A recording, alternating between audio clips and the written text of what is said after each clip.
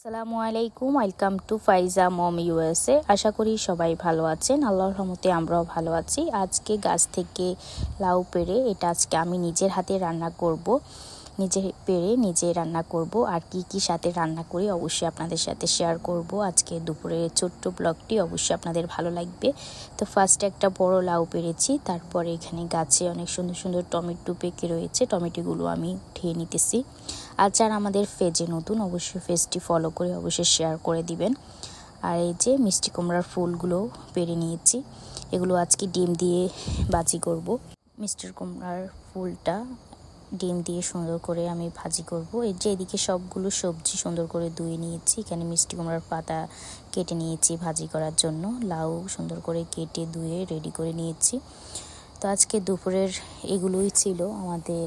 আর সাথে ইলিশ মাছের ভর্তা করলাম।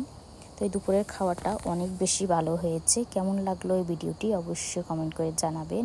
গার্ডেনের ফ্রেশ ফ্রেশ সবজি একবারে উঠিয়ে তাজা তাজা রান্না করে খেয়েছি, আলহামদুলিল্লাহ।